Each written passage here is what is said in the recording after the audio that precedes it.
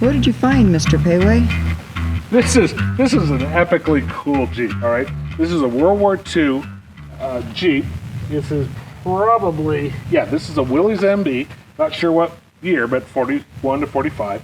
You can tell from things like the extra holes for the hood hold down, the extra holes for the deflector for the radiator, the tool shovel bracket, little screw holes for the fire extinguisher. But the cool part is this. Who knows what it is? Actually, I have a few friends that probably do. But if you look inside, it's like a little car. This was not uncommon. People would take Jeeps like this and rebody them or add bodies. It was long before the advent of common air conditioning, so not many people in the Southwest did it, but in Maine, places like that, all over the place. So you can see the hinges here and the door in the front. And it's been cut out so you can walk in, but pretty much this is a running, driving, living example of a custom body Jeep. Unfortunately, I don't know the whole history behind it, so we'll be talking with the owner eventually, but it's pretty much a stock World War II Jeep.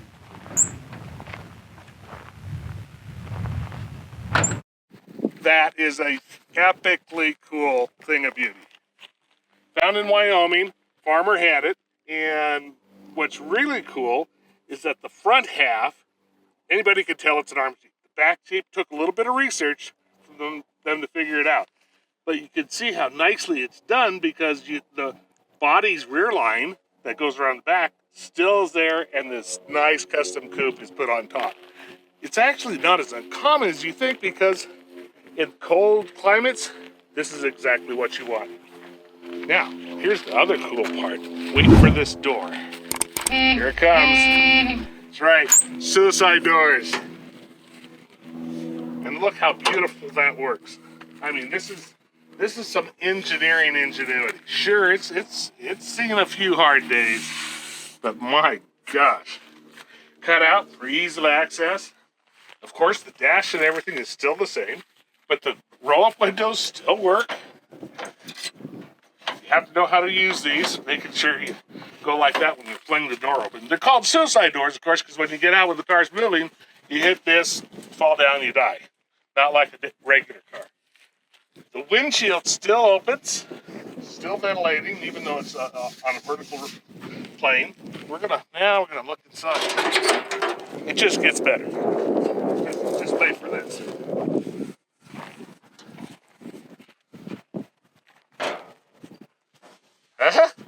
That is a Studebaker Flathead 6.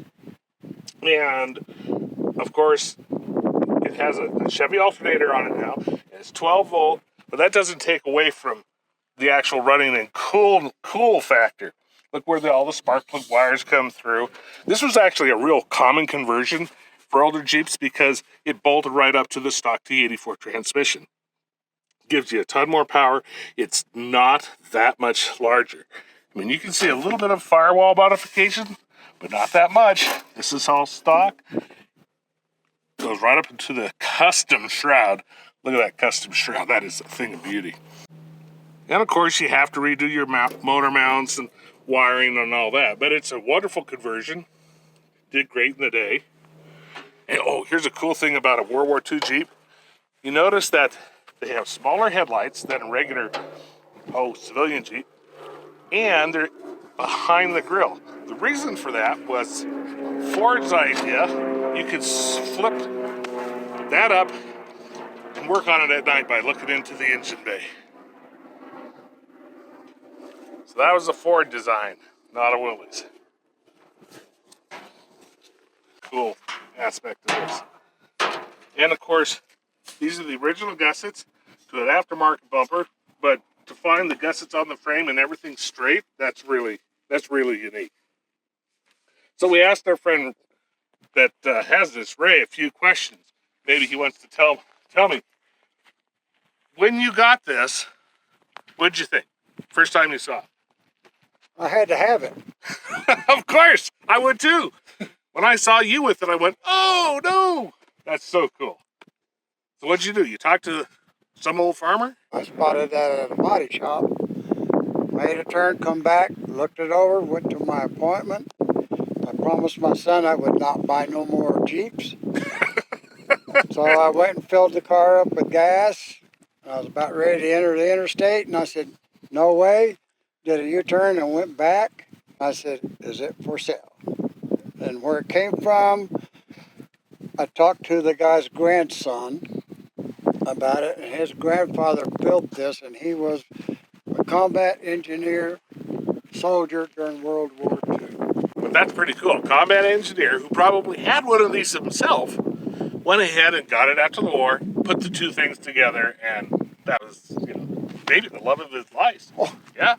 Well, I was surprised that the grandson got rid of it, but he told me that his grandfather still had a deuce and a half sitting there, an M151 sitting there, and I never got to look at it all over. But Well, if you take all those vehicles, they're cool. Nothing as cool as this. oh, of course, This is epic, epically cool.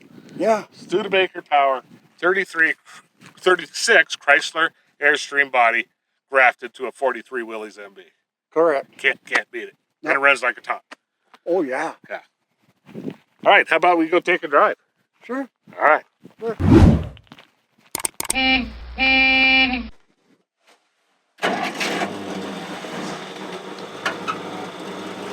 That's starter. Oh wow. A Jeep with doors. Got plates on it yet?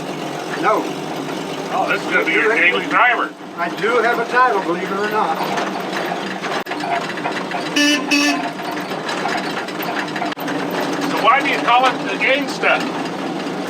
Because of the doors? No, It's all black? it's got all kinds of names, just like my son, with a name he said he's going to call it the Willys Airstream. Willys what? Airstream. Ah, And then, and everybody was laughing. They said we look like a bunch of gangsters. Getting out of it, so the name is Gangster come from. well, you guys are gangsters. Jeep gangsters. Ride's pretty good too. These new shocks are bad, but she's just here to share with everybody else. Yeah.